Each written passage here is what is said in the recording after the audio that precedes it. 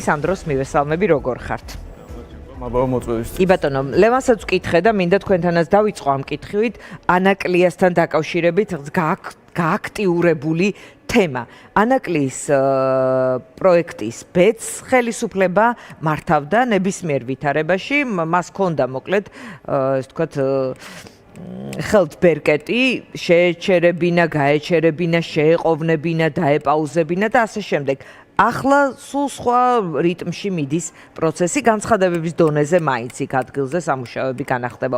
თქვენი აზრით, რატომ გააქტუალურდა ეს თემა ოცნებისთვის? ვარაუდის დონეზე ალბათ რაღაც კავშირში არის ამერიკელებთან ურთიერთობების, ასე ვთქვათ, კონტრაში განცხადებების დონეზე, რომ ცდილობებია დაალაგების. და არავისთვის ახლა საიდუმლო არის, რომ ამერიკის მოქმედი ადმინისტრაცია დაინტერესებულია ამ დერეფანში. იმიტომ რომ თვითონ ეს ტრამპის სამშვიდობო ინიციატივა იყო სომხეთ აზერბაიჯანის და ჩვენ რო დაუბლოკეთ, ტარიფები რო დაუწესეთ აზერბაიჯანულ ნავთობს ვაჭრობას, ძალიან ნეგატიური ახმა მოყვა ამას, იმიტომ რომ გამოვიდა რომ ჩვენი მთავრობა რაღაც ამერიკელებს ებრძოდა. და პირიქით პორტი იქნება ეს თუ ზოგადად ეს დერეფნის საკითხები, ეს ის საკითხები, რომ ადმინისტრაციას ნამდვილად აინტერესებს ამერიკის ადმინისტრაციას და საჯარო ცნობილი ამბავია და თან დიდი ხნის ამბავია. ამიტომ მე არ გამოვრიცხავ, რომ რაღაც ტიპის ამ რაღაც ურთიერთობებში ეს საკითხი იყოს წამოჭრელი. უბრალოდ რა დონეზეა ეს, ასე ვთქვათ, რამდენად მნიშვნელოვანია ეს საკითხი, რომ მაინც საკვანძო იყოს, არ ვიცი, მაგრამ თუ საბოლოო ჯამში პორტი აშენდება, მეგონი ცუდი ამისგან არაფერი არ იქნება. თავად ოცნების ლიდერზე საუბრობდა, მაშინ ლელოს ლიდერები საუბრობდნენ ანაკლიის გამოცდილებით, რომ ივანიშვილს ჰქონდა ასეთი ფრაზა ნათქვამი, ჩვენ ეს არ მოგვისმენია პირდაპირ, ანუ გადმოცემით, რომ რა უნდათ ამერიკელებს შავ ზღვაში. მაშინ სხვა ადმინისტრაცია იყო, ეხლა მოცემულობა შეიცვალა, ივანიშვილი უფრო თავისუფალი გახდა თუ უფრო დამოკიდებული. მოკეთ, რა ფაქტორებმა შეიძლება ესე ვთქვათ, შეაცვლევინოს ეს მისი მიდგომა? მე არ დავიწყებ მარჩელოვას იმად, რაც მე ხა მართლა არ ვიცი და რთულია ამაზე ხა დასვენების გაკეთებას. ერთ-ერთი მეგობრებო, ზოგადად ამ ანაკლიის სპორტის თავი პრობლემა იყო ის, რომ ის არ იყო კარგი ბიზნესი. ანუ სპორტი არის ბიზნესი. არაფერი ამაში რაღაც კვანტური ფიზიკა არის სპორტის აშენება, საბოლოო ჯამში ათასობით სპორტია სამყაროში. სტრატეგიული მნიშვნელობის და ასე შემდეგ. ჩვენ პატარა ქვეყანა ვართ, ჩვენს ნებისმიერი რაღაც ოდნავ დიდი რო შენდება უკვე სტრატეგიული მნიშვნელობის არის ადამიანის თავში, მაგრამ სამყაროს გადახედეთ, ისეთი სპორტები აშენებული, რომ ჩვენ არც კი გვემუქრება რა. იმდენი სპორტია, ისეთი სპორტები აშენებული სამყაროში. დიახ. რომ ჩვენ არ გვემუქრება არაფერი მსგავსი, ანუ ზოგადად არაფერი აქ გრანდიოზული მასში არ, ჩვენი ქვეყნის მასშტაბისთვის გრანდიოზულია შეიძლება, მაგრამ ზოგადად არაფერი ისეთი, რასაც რაღაც ათობით კომპანია მოიძებნება სამყაროში, ვინც ამას შვიდად მიხედავს. და როგორც ბიზნესი არ იყო გამართული ანაკლიის სპორტი. ეხლა და აი ამიტომ არის როცა შენ სამხრეთ კავკასიაში შვიდობამ შეიძლება უზრუნველყოს. არა, ერთი არ შეიძლება გქონდეს პოლიტიკური ნება, მაგალითად რაღაც გააკეთო, აი თუნდაც მაგალითად სასამართლო, როგორც აი ნამახო ხესი ხო, იმიტომაც წავაგეთ, რომ სასამართლო აქ არ ტარდებოდა, თორე აქ მურზეს ვინ მოუგებდა, ხო? აი იმიტომ რომ ეს კონტაქტები ფორდება საერთაშორისო იურისდიქციაში. სხვა ქვეყნის იურისდიქციაში და აი აქაც იგივეა, შეიძლება რაღაც დათმობებზე წახვიდე პოლიტიკური მნიშვნელობის გამო რაღაც ასეთ ტიპის დათმობებზე, რომ კონფლიქტები სხვაგვარად მოგვარდეს, სხვა არბიტრაჟში მოგვარდეს და შემდეგ, მაგრამ ბიზნესი უნდა იყოს გამართული. თორე ამ ხელა პორტი რო აშენო, რომელიც თავრობის სუბსიდიაზე იქნება ჩამოკიდებული, რაც თავდაპირველ გეგმაში იყო. ეს უკვე ამბობს ხელისუფლება, რომ ასეც არ დაუშვებს ამ ტიპის გამონათვალს. თუ ეს როგორც ბიზნესი გამართული იქნება და პოლიტიკური რისკები მოხსნილი იქნება პოლიტიკური მნიშვნელობის გამო, ამაზე კარგი არაფერი არ შეიძლება კონკრეტულად ამ საკითხში დავსწრებში. ანუ თქვენ დაუბრუნდები კითხვას ასე, თქვენ ხედავთ, რომ გარკვეული ეკონომიკური სარგებლიანობის თემები შეიძლება ოცნებამ მოახერხოს ამერიკის ამჟამინდელ ადმინისტრაციასთან კომუნიკაციის განახლება. წინასწარმეტყველი ამბობდა, რომ აქ იმ ტიპის რეჟიმიაო, რომ ესე ვთქვათ, რაღაც სხვა საკითხებიც იქნება პაკეტშიო. როგორ გითხრათ, უბრალოდ საჯარო ცნობილია ტრამპის ადმინისტრაცია, რომ ეკონომიკურ ფაქტორებს პირადად დიდ მნიშვნელობას ანიჭებს. ბოლოს რუსეთ-უკრაინის ომის ამბავში პირველი საკითხი იყო მინერალების საკითხი. და მინერალებზე პირველ შეთანხმდნენ მანამ, სანამ საერთოდ სხვა ყველაფერი არც კი ახლოს არ იყო შეთანხმებამდე. და ამიტომ ეს ფაქტად ვიცით, რომ ამერიკის ადმინისტრაცია ეკონომიკურ საკითხებს ანიჭებს უფრო დიდ უპირატესობას. ისიც ვიცით, რომ დააკვირდეთ ახლა ანალიზიც არ სჭირდება თავად გაცხადებული. ამერიკის ადმინისტრაციის დამოკიდებულება სხვა ქვეყნებთან საერთოდ არ აქვს პრობლემა ავტორიტარულ რეჟიმებთან. მადურო კი გაიტაცეს, მაგრამ ვიცე-პრეზიდენტთან დავაგდნენ. ანუ ხო არ უთქვამთ, რომ მაინდამის არჩევნები უნდა ჩავატაროთ. აგერ იმაზე ირანზე სამ ომს დაიწყებდნენ, შახიო და შახს დემოკრატია არ უნდოდა. ანუ კონტრაში შეიძლება ოდესმე დემოკრატია, მაგრამ შახის იდეა იყო, რომ ერთი ტირანია მეერთ უნდა ჩაანაცვლო. უბრალოდ კარგი ტირანია თუ ადამიანური და ამ შემდეგ. ანუ დღევანდელი ადმინისტრაცია რაღაც გაგებით მეორე პლანზე აქვს გადაწეული ის პოლიტიკური ფაქტორები, რომლებიც, ჩვეულებრივი იყო, ასე ვთქვათ, დისკუსიაში. და წარმართველი იყო წინა. მე ხა ვერ ვიტყვი, რომ არავის არ აღელოს ჩვენი სასამართლო სისტემა და ამას ახლა ნამეტანი იქნებოდა დასვენებს გაკეთებას და შეიძლება და ალბათ რაღაც დისკუსია ამაზე სმიდის, მაგრამ ეს არის თავარი და ამიტომაც გონია, რომ თუ ქართულ ოცნებას უნდა დალაგება რაღაცნაირად, რომ ამერიკასთან რამე უკეთესი ურთიერთობა გქონდეს, მე მგონი ეს საუკეთესო გარემოა მათთვის. მაგრამ აი ეს სამდენი ხანი ვარ კეთდება, უფრო იმაზე მივხვდით, რომ არ უნდათ, მაგრამ შეიძლება ეხლა რაღაც ესეთი კომუნიკაცია რო აღდგასავით, ახლა სიმპტომებია, ნახოთ რა იქნება.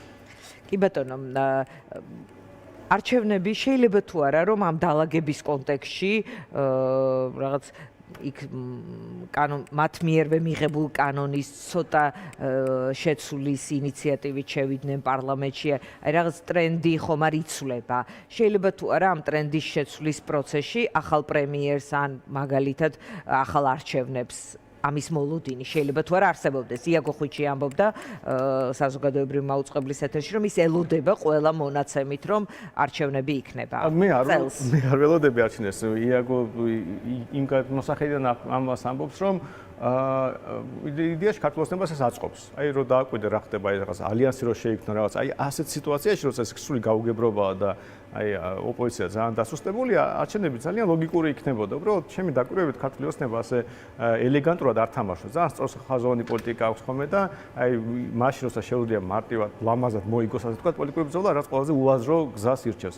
აი მაგალითად სულ მახსენდება თავდაცვის კოდექსის 9 თვე ვებრძოდით, იმიტომ რომ ძალიან სწორხაზოვნად მიდიოდნენ, თორე ცოტა ჭკვიანად რო გაეკეთებინათ, ეხლა 4 კაცს მოგვერეოდნენ რამენაირად, მაგრამ აი არ მოუნდათ ჭკვიანად ქცევა, იფიქრეს რომ ბევრი არიან და ამიტომ 9 თვე იყო. ოპოზიცია ძალიან დასუსტებულია, ანუ ამ ტიპის გაერთიანებები თქვენთვის სისუსტის ნიშანია, იმიტომ რომ ისინი ხო დეკლარირებენ, რომ ერთიანობა არის ოპოზიციის გარკვეულ ფლანგზე და მობილიზაცია აქვს გამოცხადებული 26 მაისი რიგი თარიღი ჩამოყალიბეს. ყველაფერი ფარსია ჩემი აზრით და მე უბრალოდ ერთი კითხვა მაქვს, რატომ არის იქ ნაციონალური მოძრაობა? ანუ ეს არის პარტიები, რომელიც ყველა რაღაცნაირად უღალატა ნაცმოძრაობას, ყველა ნაცმოძრაობის ხმებზე ნადირობდა.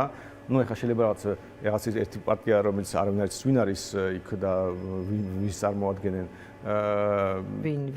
დპ-ზე რო არის ანუ იქ უბრალოდ რა ხალხი არავინ არ იცის ანუ ალიანსი შედგა ვარკვევდი საერთოდ ვინ არის ვინები არიან ეს ხალხი და შეიძლება თავისუფლების მოედანს ნაკლებად პრეტენზია წავდგინო რომ ზოგადად რო შეხედოთ ეს არის ხალხი რომელიც კი ბატონო ედპ დიდი წარსულის პარტია მაგრამ ატყოში აკონდისთანაც არაფერს არავინ რო არ იცის სახელი და გვარი ხალხმა არ იცის ვიზია საუბარი და საბოლოო ჯამში ეს პარტიებია რომელიც ნაცმოძრაობაზე ნადირობენ არც ერთი მათგანი არც ცდილობს ქართული ოცნების ხმა წაიღოს საბოლოო ჯამში მიშას ხმების განაწილების ალიანსია და მე მარტო ერთი კითხვა მაქვს ნაცმოძრაობასთან რას აკეთებენ იქ და ზოგადად თუ გავითვალისწინებთ რა ტიპის დამოკიდებულებებია ამ ადამიანებს შორის, რაც კულუარულად ცნობილია და არა მარტო კულუარ საჯაროდაც. კულუარულად ძალიან ღიად და საჯაროდ. ხო, კულუარულად უფრო მეტიც არის ცნობილი, მოდით ასე ვთქვათ.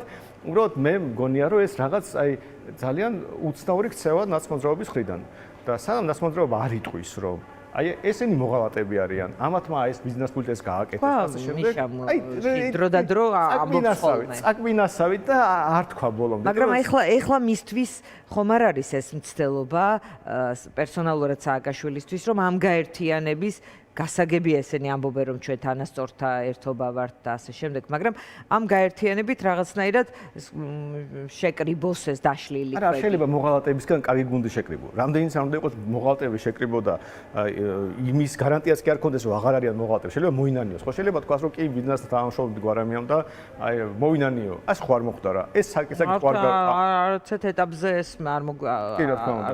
ეს ხო არ გარჩეულა, არ გარჩეულა. შეიძლება საჯაროდ რაღაც ფასამბობენ.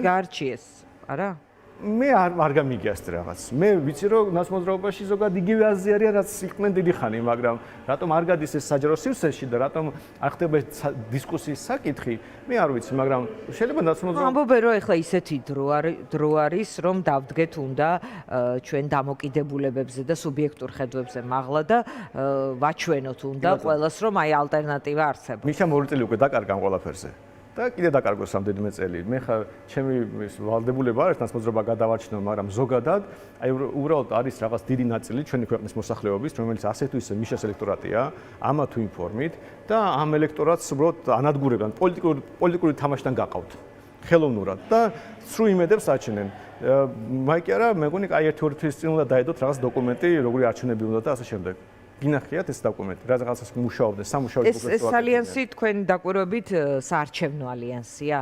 არ იქნება ერთიანი სია და ეს ერთობა ერთპერობის დაკარგვას არ იმდენად არადეკვატურია ეს ყველაფერი, იმიტომ რომ იცით რა საქმე ალიანსებში პრობლემა არ არსებობს ზოგადად. პოლიტიკაში ეს რაც ხდება, მაგრამ როცა აი ეს ხალხი იკრიბება, რომელიც ზოგი ამბობს რომ ერთ საარჩევნო არის, აბა რისთვის აკეთებ? პოლიტიკური პარტიები საერთოდ არჩევნებისთვის არსებობენ ზოგადად და ბრძოლისთვის ვიდრე არჩევნები. აი ბრძოლა როს არავინ არ იცის რას ნიშნავს. აი 26 მაისს შეიკრიბებიან. ხო, ნუ აი რა არის ეს? მე რო შეიკრიბონ და რო არ შეიკრიბონ. ხო და აი მაგალითად აი 25-ში რო შეიკრიბონ. რამე 27-ში. ნუ აჩვენონ ერთმანეთს და ხალხს და სხვა ხალხს და ხელისუფლებას რომ ბევრნი ვართ თუ არა. ამ ქალაქს ახსოვს სულ ცოტა ხნის წინ 10,000-ობით ადამიანი ქუჩაში გამოსული, გადასებული რუსთაველი, გადასებული რიყის მოედანი და უბრალოდ მე ანუ კიდე რა გინდა გააკეთო? მაშინ არ იცოდი რა ეკეთებინა. ეხლა არავინ არ ელოდება იმის მიათეთს რაც გამოდის. სტრატეგია რა იქნებოდა? ნუ ჩვენ სულ ერთ აზრზე. ტიტანიკი უწოდა სხვათა შორის იაგომ ამერთობას და თქვა რომ ტიტანიკი რომ გამოჩნდა, ესე იგი ჩაიძირს, სადაც ტიტანიკი უნდა ჩაიძიროს და ამიტომ არჩევნებია საჭირო, როგორც ლეგიტიმური. იაგოს უფრო დრამატურგია აქვს, რომ არჩევნებიც და ჩაძირვაც ერთად არის. მე მგონი უბრალოდ ჩაიძირებიან და მეტი არაფერი არ მოხდება, არც არჩევნები არ ექნება, მაგრამ ამას მნიშვნელობა არ აქვს. მე უბრალოდ მართლას, აი მინდა მიმართო მოძრაობას რაზე ფიქრობენ არ მესმის, რომ რავი თქვით რამე უბრალოდ, აი რატომ ხართ თქვენივე სიტყვებით მოღოლატეებთან ერთ რაღაც გაერთიანებაში. ხო და თუნდაც იყვნენ და ხა ჩემი რა საქმეა, მაგრამ არჩევნებს თქვენ არ ელოდებით. იაგო ელოდება თქვენ არა. მე ზოგადად არ ველოდები, ხო, მაგრამ იცით რა არის ჩვენთვის ახლა პარტიისთვის ზოგადად თქვა რომ არჩევნები არ მაქვს და ამიტომ არაფერს არ ვაკეთებო, სულელი იქნება. მე ზოგადად მაინც ისეთ რეჟიმში ვარ, რომ ხვალ რო ჩაინიშნა არჩევნები მარტო გამიხარდება. ჩემზე ბედნიერი ადამიანი არ იქნება. თორემ მე მაინც მემზადებ, ანუ იგივე საქმე მაგას აკეთებელი საბოლოო ჯამში, რაც არჩევნების მომზადებ. შეიძლება უფრო დიდ პარტიას რაღაც სხვანაირი ამოცანები ქონდეს და მე ზუსტად ვიცი, რომ მე ჩემი ამორჩეულის მობილიზება მჭირდება, ამის ინსტრუმენტები უნდა ავაწყო, მე ფანდრაიზინგი მჭირდება, რომ მეტი რესურსი მქონდეს. რა ვიცი, ჩემი პოლიტიკური თქვენი მედია პლატფორმა გეხმარება თამაში? აი მის განვითარებაც მჭირდება, ხო, და მოგეხსენებათ ახლა ფინანსები ჩვენ ქვეყანაში შეზღუდული. თქვენ გაქვთ ლეგალური ფინანსები, რაც დაკარგა და პოლიტიკური სპექტრის დიდმა უმრავლესობამ თავისი ნებით უარი თქვა ლეგალურ უზარმაზად თანხაზე უბრალოდ. პარტიის ცხოვრებისთვის წელიწადში 20 მილიონი გამოდიოდა. ანუ ჩვენ ხა რაღაც 100,000 ვიღებ წელიწადში დაახლოებით და ჩვენთვის რა თქმა უნდა ძალიან დიდი ფულია. მაგრამ 20 მილიონი დაკარგეს. და ნუ სხვა რაღაცებს რო ხელფასები და ისინი რაღაც, ანუ აი უბრალოდ 20 მილიონი როგორ დაკარგეს? ბიზნეს ვებზითო ფული უჭირდებაო, ასე ისეო, ტელევიზიებს ფული უჭირდებათ, იმას რა ქვია, თანამშრომლებს ფული უჭირდებათ, ოფისები არა აქვთ და მე მოღალატებთან ვინც ბიზნეს ფულით მაგათ ებზოდათ, გაერთიანდნენ.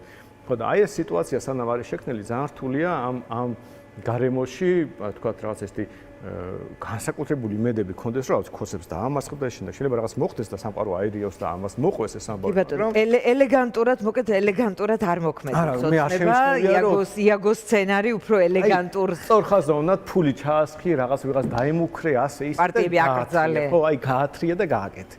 კი ბატონო, სხვათა შორის უნგრეთის არჩევნები მოდის კვირას, აღარ გვაქვს ახლა ჩვენ მეტი დრო, მაგრამ ძალიან საინტერესო кейსია, მე ვფიქრობ შესასწავლი ორბანის წიაღიდან მისი მთავრობაში ნამუშევარი, ანუ სუ ბოიკოტის რეჟიმში მყოფი კი არა, მის იმ წიაღიდან გამოსული კაცი რა ტიპის გზავნილებით და როგორ ახერხებს არც ერთ ძველთან არ გაერთიანებულად თქვა რომ ეს ნდობის კრიზის შექმნიდა და სრულიად ახალი ადამიანები როგორ გარღვევას ახერხებს შესასახემძღვანელო უნდა იყოს ანბანური ჭეშმარიტება რომ მართლაც უნდა ხმები წაართვა საკუთარ ძველ ეტროზე კი არ უნდა იმუშაო, იმათ უნდა წაართვა და იმედია ჩვენ ქვეყანაში ვიღაცა გაიგებს ჩვენს კი ბატონო, მადლობა სანდრო, რეკლამის შემდეგ დავბრუნდებით პირდაპირ ეთერში.